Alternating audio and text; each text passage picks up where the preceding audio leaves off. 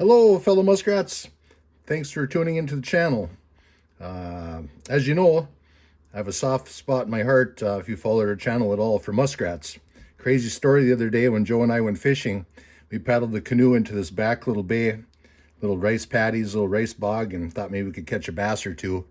And we happened to go by a bunch of muskrat huts, and geez, I thought my eyes were okay, and I'm like, Joe, does that muskrat have a patch on his eye? And boy, that muskrat, he got all offended. And I couldn't believe it. He spoke. I'm like, well, I'm going crazy here. And he says, yeah, what's it to ya? And he kind of gets an attitude. And I'm like, I couldn't believe it. I'm like, sorry, Mr. Muskrat. I didn't mean to insult you. I was just thinking we could help you out, with that eye situation you got going on there. And he kind of puts his head down. He says, no. And I said, no, really, I didn't mean to insult you. We have the know-how, and we can get you in on the technology that could get you fixed up. And he gets all mad and gets attitude. And he says, I thought I told you. No. And I said, well, why not? He goes, I'm not interested in your AI. You're a dork. You're a dork. Get to the point. Why are we here? Why are we here? Oh, man. Well, beats a sharp stick in the eye, I guess. Well, anyway, thanks for tuning in. It was a long day in the shop by myself, and it's hot, and this is what happens when maybe it was the body. What are we doing today? What do we do? Get to the point? Get to the point. Okay, we're to the point. All right. Anyhow, sorry for the lame humor, but that's who we are. So, what are we doing? Oh, we turned this trout mannequin into a bass mannequin. Actually, we took that much out of this fish right here, just to show you how we're going to do this. And actually, I would have marked it and I would have sawed it in front of you, but you can see that it had the block of wood in there for anchoring points purposes. And if we'd have just took a little hand saw and we'd have cut through that piece of plywood, it would have taken forever. So I kind of marked it out for what I want for the fish I'm working with, and I ran it through the bandsaw. And then what I did real quick, because I just well-ventilated area. No, seriously, folks, when you use body putty, body filler, you want to get in a well-ventilated area. And that's what I did. I put my filler in there, and I ran a couple of screws. Now, this is going to be the show side of the fish, so I opted more I guess, fleshness. Everything's more flush on this side compared to this side. And then make sure you bury your screws, because you don't want the screws sticking out, of course, if this is your show side of the fish. This screw, I didn't countersink in as far, because I'm going to show you how to fix all this up. You're going to go, that looks like a train wreck. Well, actually, with our fish filler,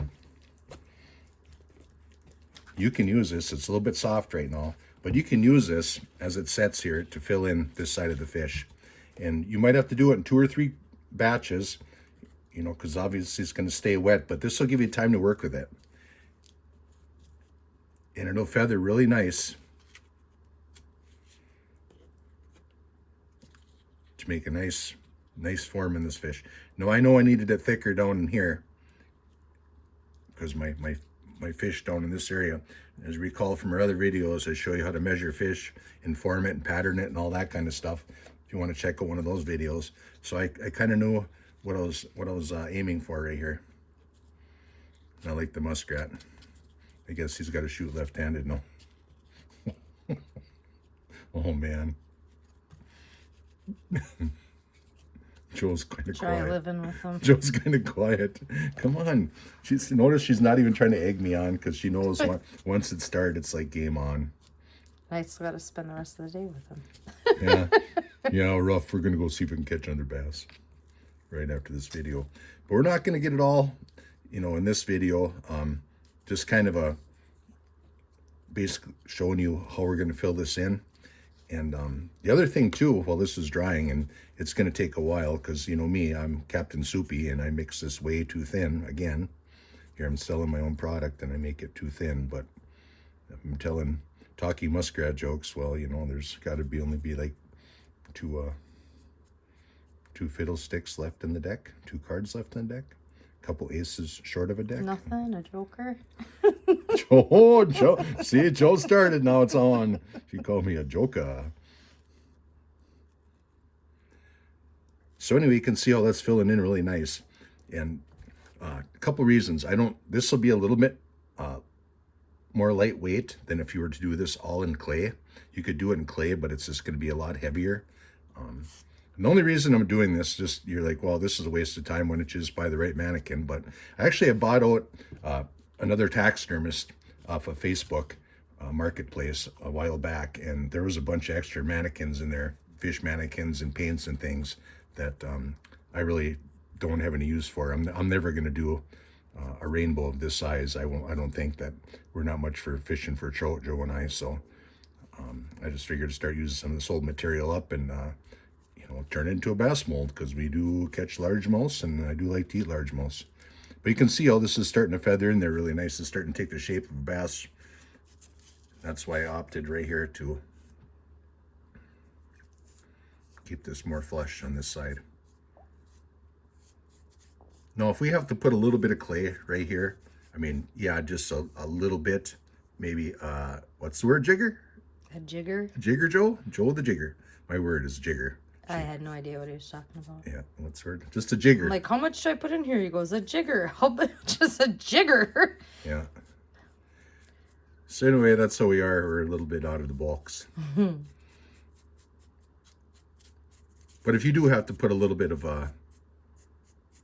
clay in here, you can, once this cures out. But you're getting the idea of what we're doing right here. And even on this little place where you countersink your screw, you can put a little bit of clay in there, a little bit of mache, just to fill that up. Now, when this cures out, we're going to come back in here with some 60 grit sandpaper, and we're gonna clean this paper mache fish fill mix up that I have, plaster Paris, and my other little secret recipes that I put in here. But anyway, we're gonna do that, and we're gonna test fit it in the form, and we're gonna put it together. But the other thing that's gonna help out when we sand this really smooth and get this really nice is we're gonna buff this mannequin up. When you get a factory fish, you can see the difference right here. See that? There's like a mold release on there that they use. And you wanna, when you use any type of a fish glue, whether you're doing a deer head, a big game mammal, small full-size mammal mount, anything that has a factory form, you have to sand that mannequin down if you're gonna use any type of glue. So otherwise it's not gonna stick, it will drum away. And the other thing too that worked out really nice on this is, if you see this on your form, this is what's called a plug. And when they fill their mold up, this is the open area, this is the exposed area where they put their specialized equipment in there with their foam, and they fill it up, and then it always leaves this little dimple, and you have to sand that out. We'd have to sand that down. You can see the angle of that. You have to sand all that out of there so it's nice and smooth, and then add a little bit of clay over the top, or extra glue or whatever, a little bit of this mache or whatever. But so that worked out pretty good that I cut that right out of there, so we don't have to worry about that. But this is gonna set. So, the question for you, what about, there's still part of that wood anchor in there? Yeah, Okay. yeah. I mean, I see that it's cut, but I mean, there's enough in there that we can still anchor. Yeah, we'll be anchoring up here. Okay. Generally, it's in the front third of the fish, and that's probably where this was at right here. It was on this side, and it looks like it probably stopped like right in this area. So actually, if this block was probably 3 inches wide or long, I mean, we probably only cut maybe an inch of that out. So there's probably a good 2 inches here, and you can see how wide that was.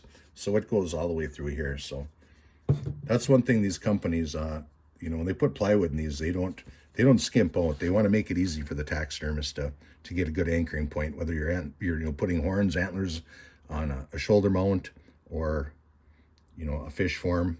They always have a nice anchoring point for you. So, but you can see how that's feathering down, and we're looking more and more like a bass mannequin.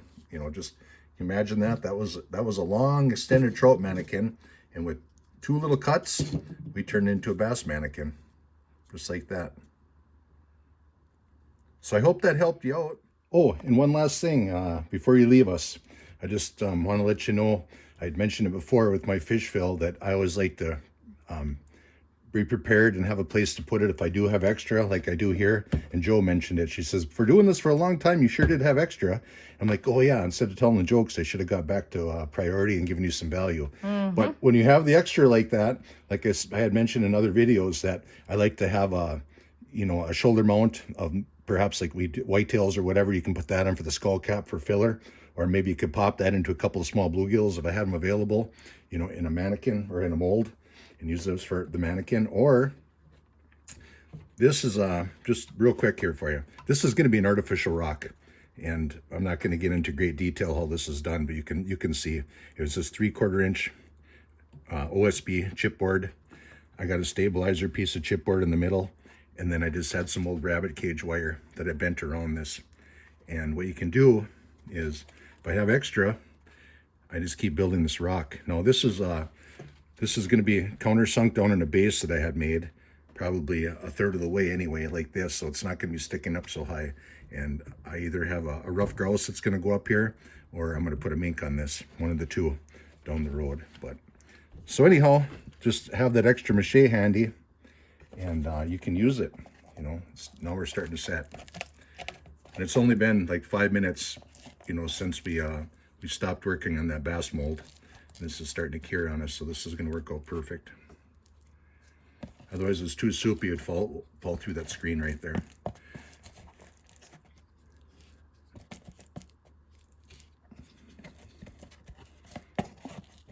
And I like my craft sticks.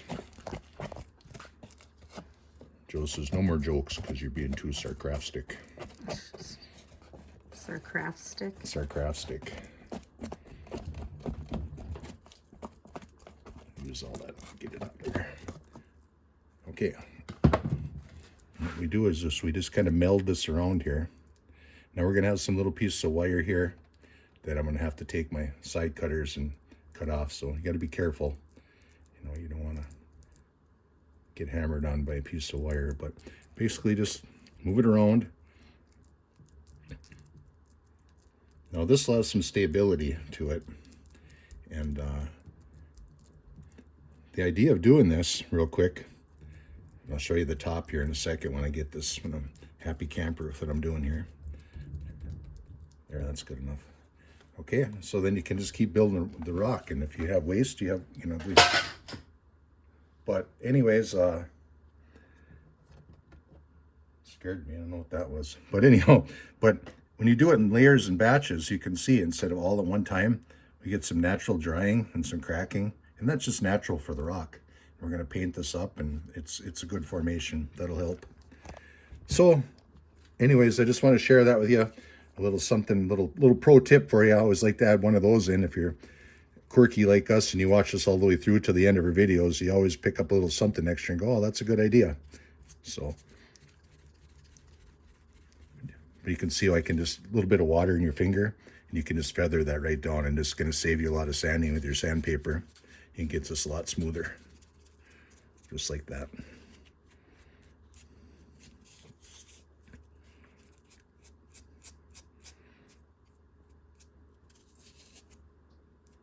And I'll set this aside to dry, and if I have to come back in, you know, when I'm on with my fish fill method and my plaster molds, if I have a little bit extra, you know, I'm not going to mix up another batch just to touch that up right there. You know, I mean, I can fill that with clay, or if I have a little extra in my next batch, I can fill it right in there.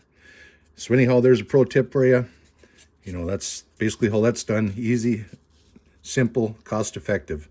You know, this is, I don't know, price-wise, probably a $30 mannequin, and 15-20 minutes of work and a couple dollars with my fish fill. You know, I'm in the game. You know, I'm ready to mount a fish. So thanks for watching again, and I hope you learned something, got some value out of this.